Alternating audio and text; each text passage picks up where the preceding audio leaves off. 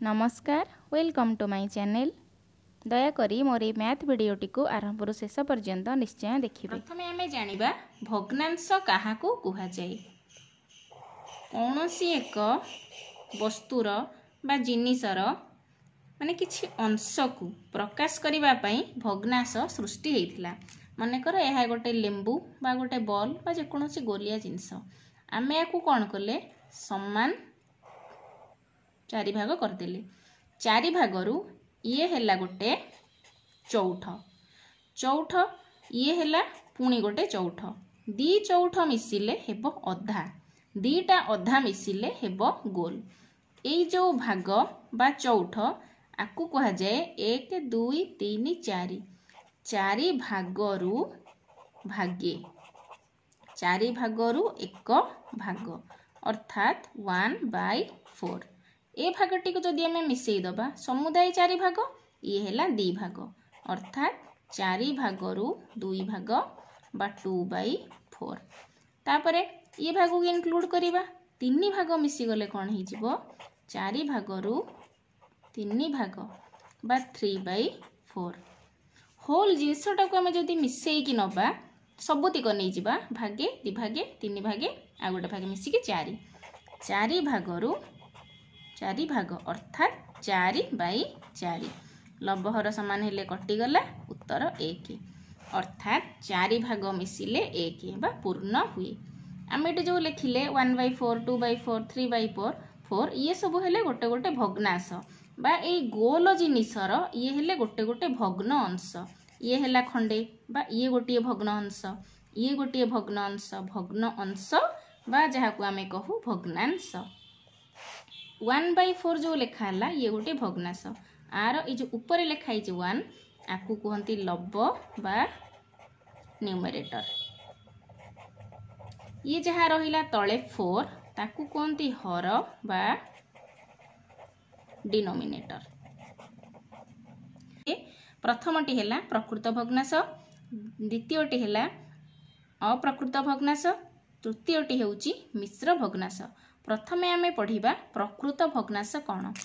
जो भग्नांश रे लब सान हुए आउ हर बड़ संख्या हुए ताहाकू प्रकृत भग्नांश कुहा जाए।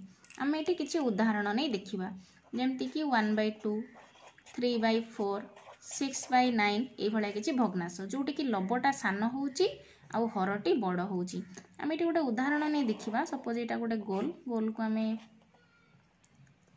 4 भाग कर देले 4 भागरू ये गोटे भाग को आमे कलर देले आ गोटे भाग कलर देले सपोज 2/4 हेलार भग्नांश।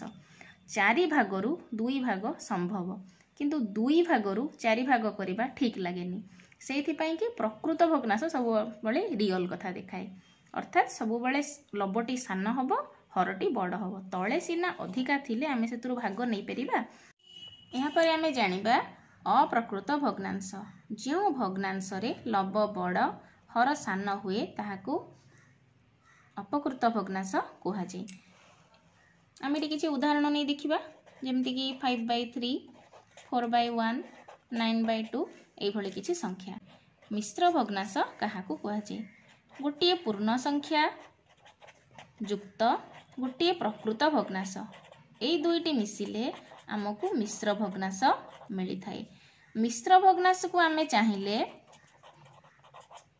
अप्रकृत करि परिबा अपकृत को चाहिए आमे मिश्र करि परिबा। मिश्र भग्नांशर गोटे रूप है अपकृत अप्रकृतर गोटे रूप है मिश्र। कहबाकू गले ए दुईटी गोटे भग्नांश केवल रूप अलगा। देखिए वर्तमान तार उदाहरण पूर्ण संख्या मनकर गोटे आमे नेले 2 प्रकृत भग्नांश मनकर आमे गोटे नेले 2/4 कि 1/4 नेले। या आमे मिश्र कले कौन हम 2 पूर्ण 1 विभक्तक 4 2 पूर्ण 1 विभक्तक 4 एटी 2 है पूर्ण संख्या 1/4 है प्रकृत भग्नांश बा 2 पूर्ण 1 तो 4 है मिश्र भग्नांश। ए मिश्र भग्नांश को अप्रकृत केमती करिबा। अपकृत करिया पई कोन करा हुए 4 की 2 रे गुणा हबो पूर्ण संख्या को हर रे गुणा हबो जेते की हैला ताकू लब रे मिसी हबो अर्थात 4 दूणे 8 8 रे की मिसिले 9 9/4 हैला माने अपकृत भग्नांश। वर्तमान आमे सेमती देखिबा 3 पूर्ण 2/5 एटा गोटे मिश्र संख्या देला 5 3 15 15 2 17 17/5 ହେଲା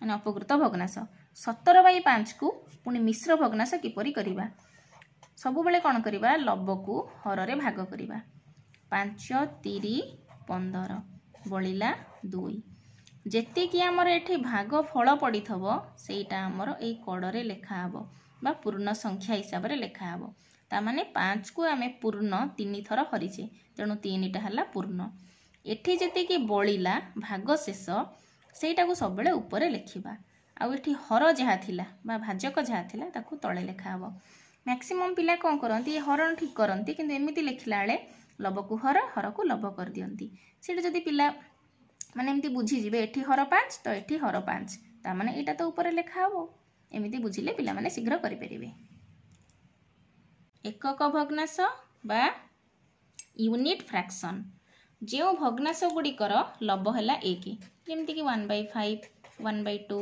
1/9 1/7 ए भलिया आकु कहंती एकक भग्नांश बा यूनिट फ्रैक्शन यहाँ पर आमे जानिबा संख्या रेखा रे भग्नांश को आमे केमती देखैबा एथि पई कि हम गोटे संख्या रेखा प्रथमे अंकन करिबा को पड़िबो एटी मन कर हला 0 1 2 3 4 5 6 ए भलिया संख्या रेखाटी अंकन कले मन रखिया को पड़िबो 0 आउ 1 आरे भितरे सबुतिक प्रकृत भग्नांश आसीबे अर्थात जहार लबटी सान होइथिबो हरटी बड़ होइथिबो आउ आ परठू सबुतिक अप्रकृत भग्नांश एमती असंख्य संख्या पर्यंत आसीबो मन करे आमे देखिले 1/5 ये गोटे संख्या कि 2/3 6/9 ए भलिया जेते संख्या आमे को संख्या रेखा रे जदी देखैबा को चाहुथबा ताल से सब गुडा को 0 और 1 भीतर आसीबे मन कर 1/5 हमको देखैबार अछि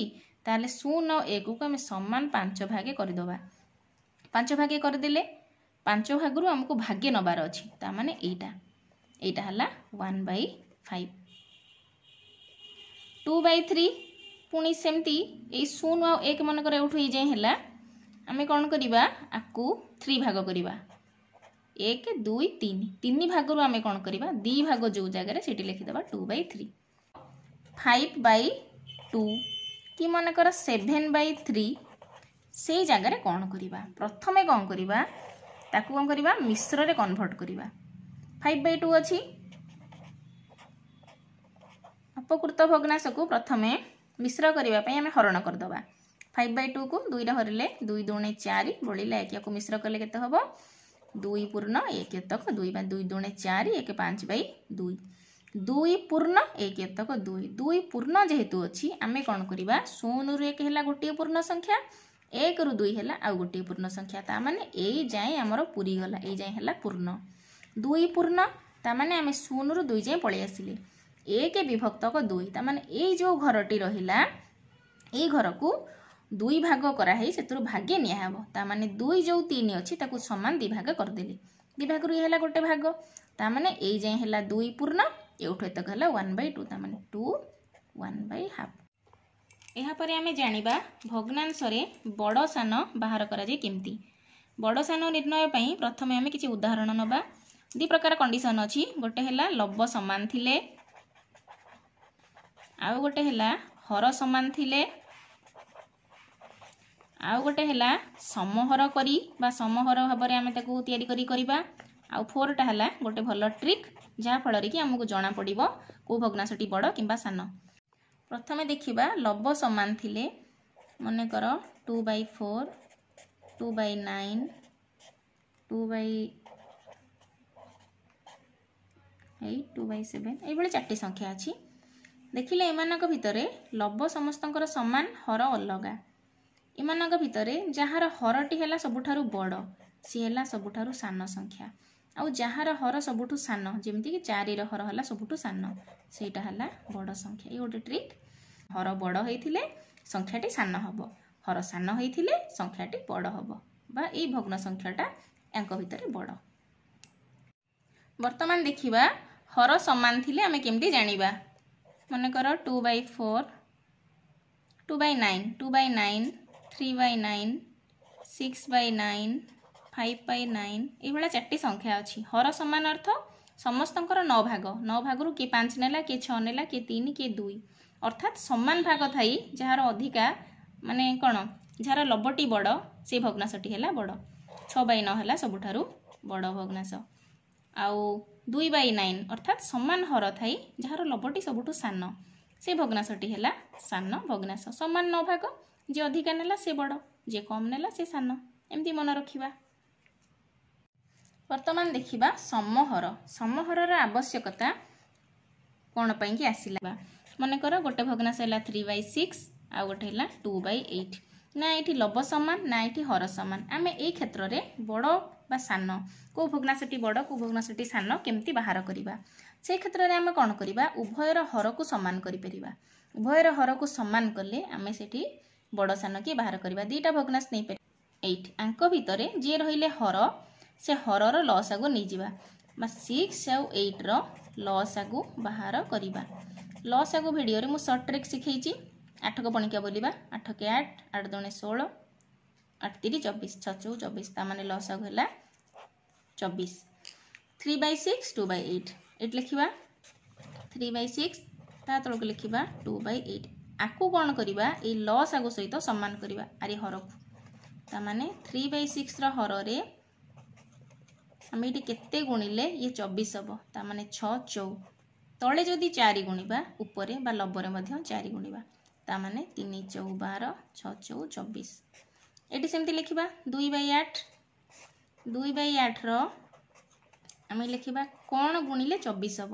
2/8ରେ ଆମେ ଏଠି କେତେ ଗୁଣନ କଲେ 24 ହେବ। 8 3 24। ହରରେ ଯେହେତୁ 3 ଗୁଣା ହେଲା ଲବରେ ମଧ୍ୟ ସେଇ 3 ଗୁଣା ହେବ। 3 2 6, 8 3 24। ବର୍ତ୍ତମାନ 12/24 ହେଲା କେତେ ମାନେ 6/24। ହର ସମାନ ଅଛି। ହର ସମାନ ଥାଇକି ଯାହାର ଲବ ବଡ଼ ସେ ବଡ଼, ତା ମାନେ 12/24 ହେଲା ବଡ଼। ଏଠି ମାନେ ଏମିତି ବି ଲେଖିପାରିବା 12/24 6/24। ହର ଯେହେତୁ ସମାନ ଅଛି ଯାହାର ଲବ ବଡ଼ ସେ ଭଗ୍ନାଶଟି ବଡ଼, ତା ମାନେ 12/24 ବଡ଼। ଦୁଇଟି ଭଗ୍ନାଶ ମନେକର ଅଛି ସେଇ 3/6 2/8 ଯାହାର ଲବ ହର କୌଣସି ପ୍ରକାର ସମାନ ନାହିଁ। এই କ୍ଷେତ୍ରରେ କୌଣସି ଭଗ୍ନାଶଟି ବଡ଼ ବା କେଉଁ ଭଗ୍ନାଶଟି ବଡ଼ ଆମେ କେମିତି ଜାଣିବା।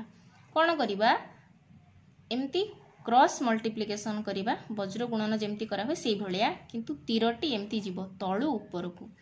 ତଳୁ ଯାହାର ଉପରକୁ ଗଲା ତାର ଗୁଣନଟି ସେଇପଟେ ଲେଖା ହେବ। ଅର୍ଥାତ୍ 6କୁ ଯଦି ଆମେ 2ରେ ଗୁଣିବା ତାହେଲେ 2 ଅଛି ଉପରେ, ତା ମାନେ ଏଇପଟେ ହିଁ ଲେଖା ହେବ। 6 2 12, 6କୁ 2ରେ ଗୁଣିକି ମାନେ ଏପଟେ ଲେଖିବାନି।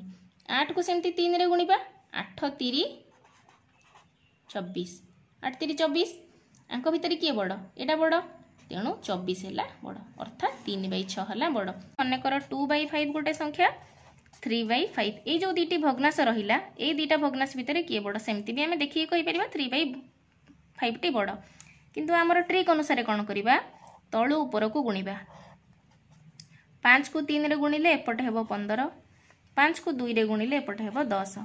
10 15 ଭିତରୁ କିଏ ବଡ଼, 15 ବଡ଼, ଅର୍ଥାତ୍ 3/5 ବଡ଼ ହେଲା। ଇଏ ବି ଗୋଟେ ବହୁତ ବଢ଼ିଆ ଟ୍ରିକ୍। ମାତ୍ର 2ଟି ଭଗ୍ନାଶ ଥିଲେ ଆମେ ଏମିତି କରିପାରିବା। 2ରୁ ଅଧିକା ଭଗ୍ନାଶ ଥିଲେ ସମହର କରିକି କରିବା। ବର୍ତ୍ତମାନ ଆମେ ଜାଣିବା ଭଗ୍ନାଂଶର ସମଭଗ୍ନାଶ ହେବ। ମନେକର 2/3 ଆର ସମଭଗ୍ନାଶ ଆମେ ବାହାର କରିବା। ସମଭଗ୍ନାଶ ବାହାର କରିବା ପାଇଁ 2ଟି କି 4ଟି କି 5ଟି ଭଳି ବାହାର କରିବା।